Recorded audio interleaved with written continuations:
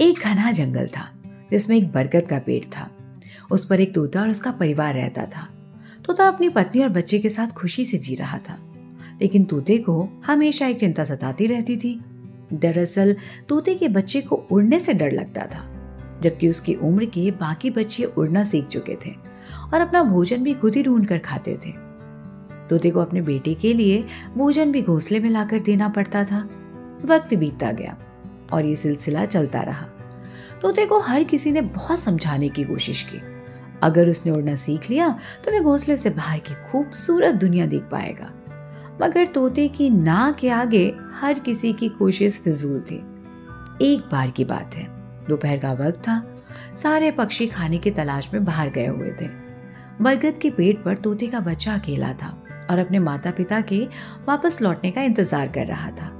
इतने में उसे पेड़ पर सरसराहट की आवाज सुनाई दी। उसने आती हुई आवाज की तरफ देखा तो उसके होश उड़ गए।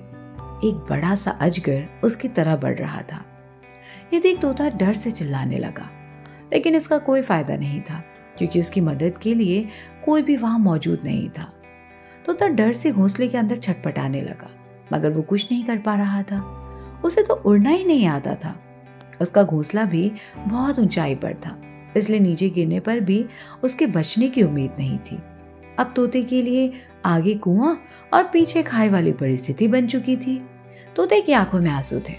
उसने मान लिया कि अब उसका जीवन खत्म होने वाला है। तोते ने अपनी आंखें बंद कर ली और अपने परिवार को याद करने लगा।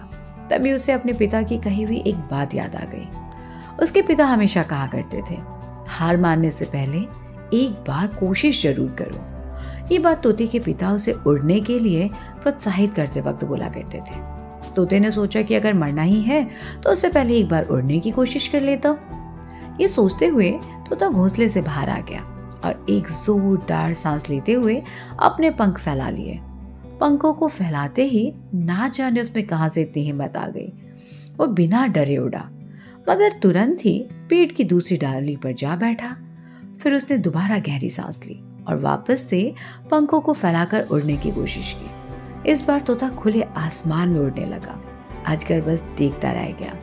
तोते की खुशी का ठिकाना ना था।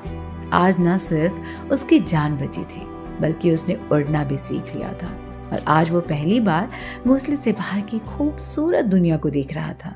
साथ ही उसे जीवन की यह सीख भी मिल गई, कोशिश किए बगैर कभी हार नहीं माननी चाहिए।